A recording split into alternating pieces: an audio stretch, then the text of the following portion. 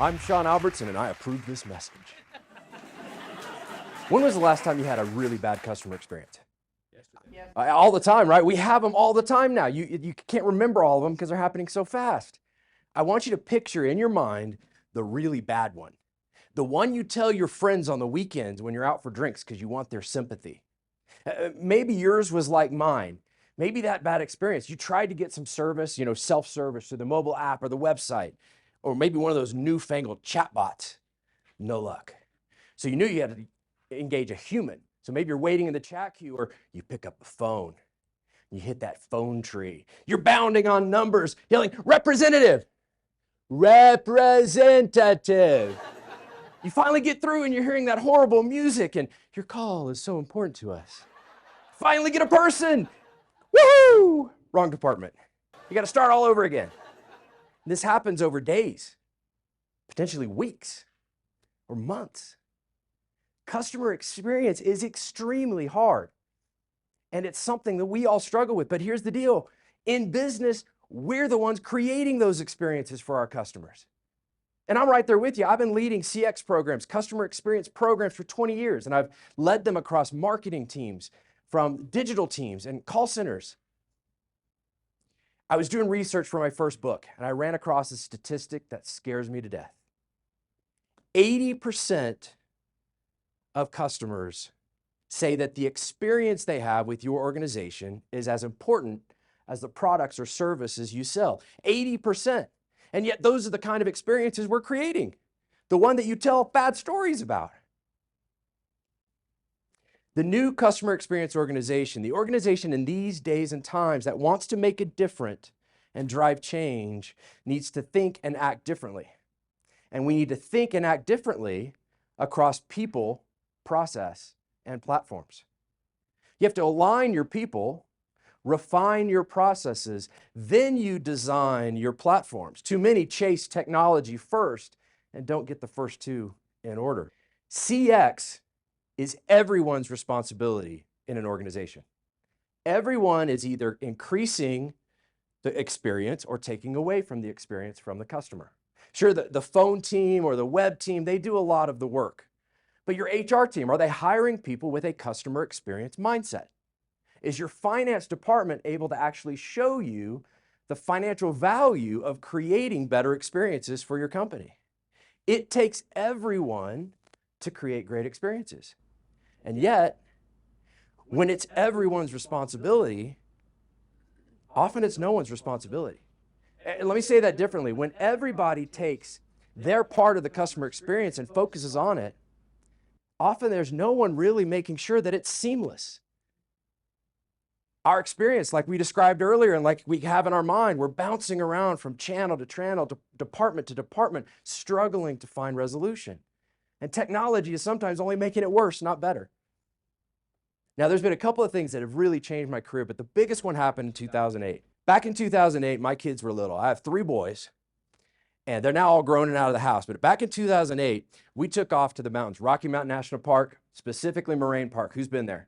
Seen the elk bugling and that sort of thing? Absolutely beautiful place. We're there by the river. The boys are doing what boys do. They're going nuts. They're running around. They're splashing in the water. They're throwing rocks. They're jumping off rocks. My wife's like making sure nobody gets hurt. My youngest, in the middle of that chaos, he comes up, he stops. He says, Dad, why does this river not flow straight? Why does it wind back and forth so much? Now, I did the normal dad thing. I made something up on the spot. I sounded extremely confident, and we were about to move on. Of course, he didn't have a cell phone yet either. So then my oldest son, who's over by the river, he said, oh, I know the answer to that one. I learned about that in school this week.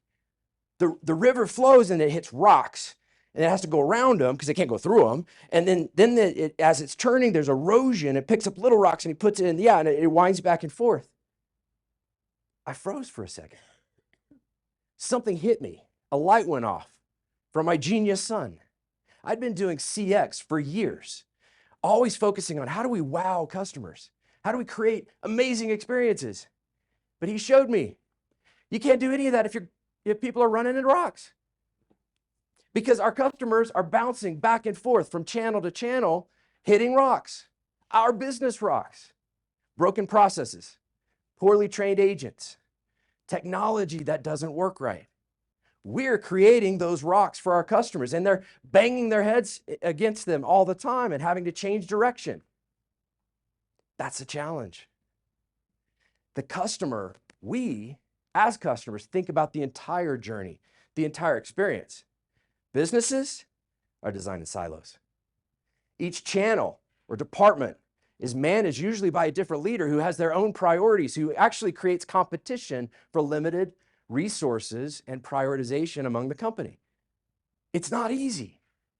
We need the teams to think and act differently because customers don't care about your job or my job. They want that seamless experience. It's not easy. There are so many things that can go wrong in business. I've created a program that I call the ROCKS strategy, and I actually talk about it in my book, 4ROCKS. It's a passion of mine that I've been working on for the last 15 years.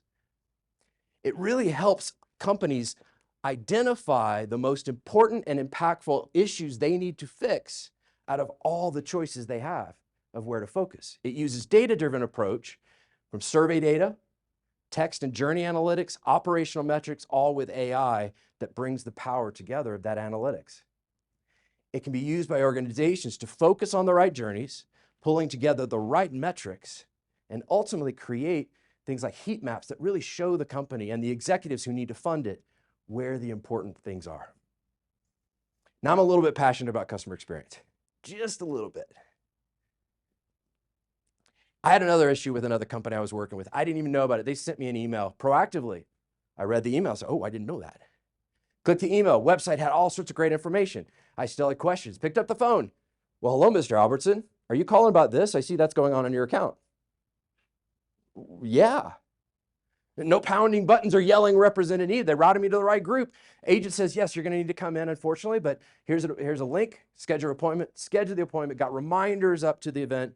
The morning of the event, I got an email and a text message from that company and it said, when you get on site, click here. I got on site, I clicked the button. It said, you're 8:10. We're 8:09. I hardly had to wait. Boom, I walk in, I'm immediately at the desk. Seamless. That company had gone through the journey and removed all of the rocks. Some of the worst experiences I've had have been with companies that are recognized for great customer experience. That seamless experience, the local DMV. What? The DMV, Department of Motor Vehicles, long time known, butt of all jokes when it comes to customer experience. Here's the deal. If they can do it, you can do it too. My hope for you is you take this and you work with me, and I'd love to help you with this program. And I know that if we do the things right, we will be successful and we'll win that customer experience battle. Thank you very much.